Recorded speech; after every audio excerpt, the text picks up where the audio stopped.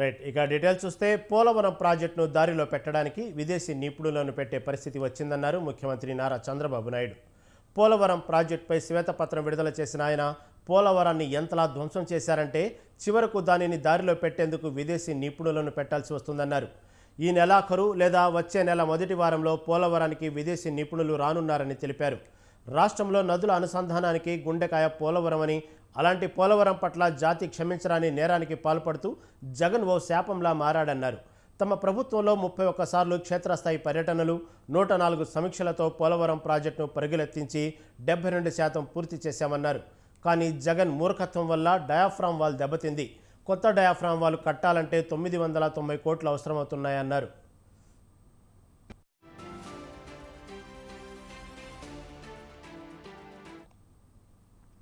ఇక్కడున్నారు media, మనం fourth estate అని పిలుస్తాం.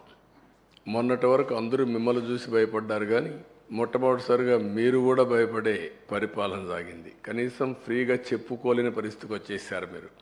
ఇంకా రాజకీయ పార్టీలు అయితే లెక్కలేనితనం వచ్చింది.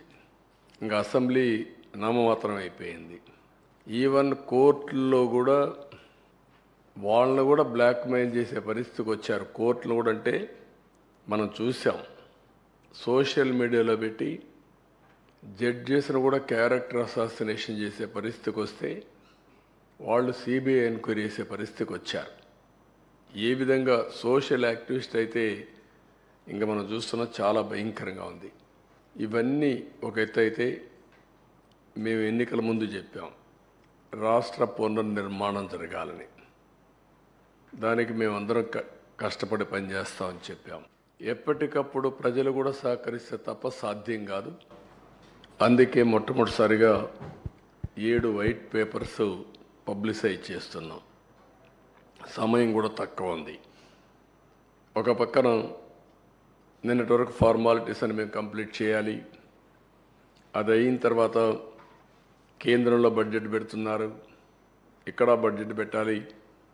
కేంద్రంలో బడ్జెట్ పెట్టే ముందు మన సమస్యలన్నీ వాళ్ళ దృష్టికి తీసుకొచ్చి ఎంతవరకు వీలైతే అంతవరకు మనం ఫండ్స్ తెచ్చుకోవడం కానీ, అదే మరి ప్రాజెక్టులు తీసుకోవడం కానీ ఇవన్నీ జరగాల్సిన అవసరం ఉంది. అందుకే ఒక 20-25 రోజుల్లో 7 పేపర్లు కూడా చర్చలన్నీ కంప్లీట్ చేసి మళ్ళీ మేము అసెంబ్లీ సమావేశాలు పెట్టుకొని బడ్జెట్ కూడా ప్రవేశపెట్టాల్సిన అవసరం ఉంది. ఒక కన్ఫ్యూజన్లో పోయే పరిస్థితి వస్తుంది. అందుకే మేము 7 సబ్జెక్ట్స్ కూడా మీకు ఒక ఐడియా ఉంది. మేము కూడా టైం టేబుల్ ఇస్తాం. దీనిపైన తరోగా చర్చ చేస్తాం. చర్చ చేసిన తర్వాత ప్రజలందరూ ఇచ్చిన సజెషన్స్ కూడా తీసుకొని వెబ్సైట్స్ అన్నీ, ఇప్పుడు ఇరిగేషన్ ఉంది, ఈ ఇరిగేషన్కి ఒక వెబ్సైట్ ఓపెన్ చేస్తాం. టోటల్ డాక్యుమెంట్స్ అన్నీ అందులో పెడతాం.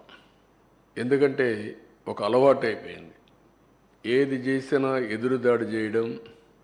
ఒక మీడియాలో ఇదే పనిగా వాళ్లకు క్రెడిబిలిటీ లేకపోయినా, విశ్వసనీయత లేకపోయినా చెప్పిన తప్పులే 100 సార్లు చెప్పి ప్రజలను నమ్మించే ప్రయత్నం చేయడం.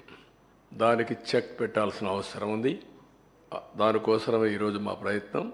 తప్పకుండా ఎప్పటికప్పుడు వాళ్ళు చెప్పినట్టన్నిటికీ కూడా ప్రజలే సమాధానం చెప్పే విధంగా ప్రజా చైతన్యాన్ని తీసుకొస్తాం. ఈరోజు మీరు ఇక్కడున్నారు మీడియా, మనం ఫోర్త్ ఎస్టేట్ అని పిలుస్తాం.